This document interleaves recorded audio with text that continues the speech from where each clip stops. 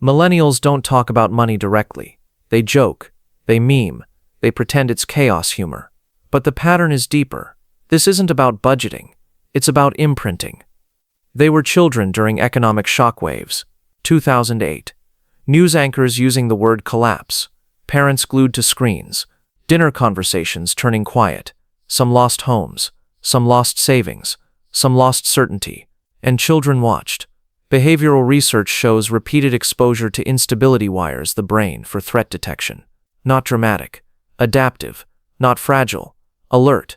Here's the strange part. Many of them weren't technically poor. Middle-class neighborhoods. After-school activities.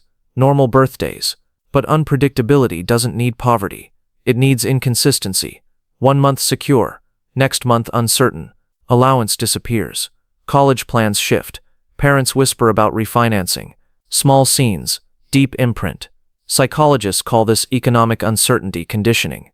When stability breaks early, the nervous system memorizes it. They learn to monitor tone shifts. They learn to read financial tension. They learn that comfort can expire. Then adulthood arrived. Student loans waiting. Gig work replacing long-term contracts. Rent climbing faster than income. Another crisis. Different headlines. Same instability. And this is where it gets interesting. Their parents experienced downturns as interruptions. Millennials experience them as foundations. Not unlucky. Formed. Not reckless. Conditioned. This changes something important. Money stopped feeling neutral. It became unpredictable. Something that leaves. Something that fails. So they check balances daily. They overthink purchases. They panic during minor market dips. Concrete example. 27 years old. Good salary. Still afraid to commit to a mortgage. Not incapable. Imprinted. Society calls them financially immature. But what if they're operating from early survival code? What if the trauma was subtle? That tension sits beneath the jokes. Unspoken. That early imprint doesn't disappear. It evolves. It hides inside adult decisions. Watch the patterns. They delay marriage. They delay children. They delay home ownership.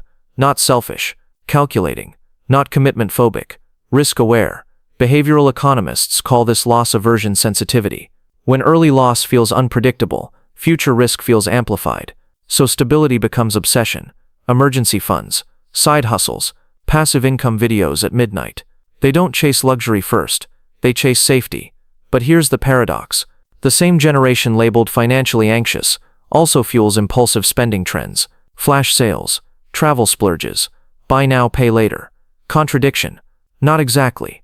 In high uncertainty conditioning, two responses emerge. Control everything, or enjoy it before it disappears. Both come from the same root. Instability memory. Concrete scene. 29 years old. 3 savings accounts. Still hesitates to replace a broken laptop. Next week.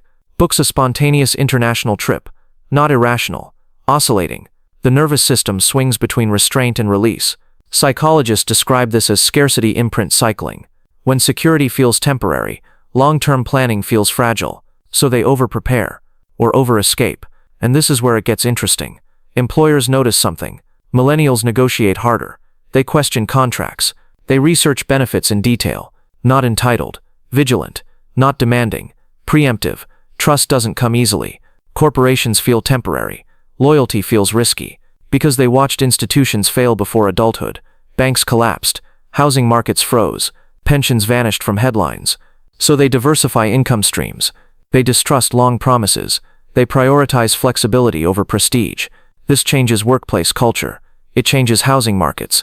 It changes consumer behavior. Older generations call it instability. But it's actually adaptation. Strategic distancing from systems that once cracked. Here's the uncomfortable implication. When a generation collectively anticipates collapse, it behaves differently. It saves differently. Spends differently. Votes differently. And underneath all of it is a quiet question. What if it happens again? That quiet question never fully leaves. What if it happens again? That expectation shapes identity. Not publicly. Internally. When instability becomes normal, certainty feels suspicious. Promotions feel temporary. Housing feels inflated.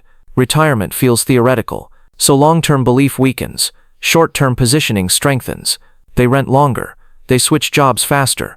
They avoid single-income dependence. Not flaky. Diversified. Not impatient. Hedging. Sociologists describe this as structural distrust formation. When institutions fail during formative years, attachment declines, not rebellion, calibration. Here's the deeper shift. Financial trauma doesn't always look like fear. Sometimes it looks like detachment, less brand loyalty, less corporate loyalty, less blind optimism. They read terms and conditions. They screenshot transactions. They keep exit plans. Concrete image, 32 years old, stable relationship, good income, still discussing backup plans for everything. Not pessimistic, prepared. But here's the paradox. The same generation that distrusts systems also fuels innovation. They build startups. They freelance globally. They create digital assets. Why? Because control feels safer than dependency. Ownership feels safer than promises. And this is where it expands. When millions share the same early imprint, markets respond. Subscription models rise. Remote work grows. Side businesses normalize. Financial minimalism trends. Not aesthetic, psychological. A collective attempt to reduce exposure. But unresolved conditioning has a cost. Chronic monitoring. Low-grade anxiety. Difficulty enjoying stability. Always scanning. Always calculating. Even during good times.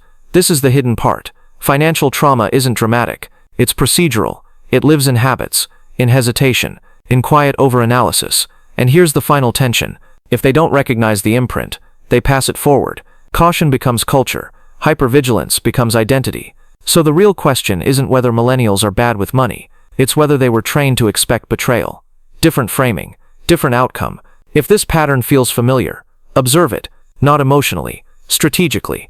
Because awareness breaks conditioning. Silence extends it. If this felt familiar, pause. Notice your patterns. Comment one word. Secure or prepared. Subscribe for more psychological breakdowns. Awareness changes behavior.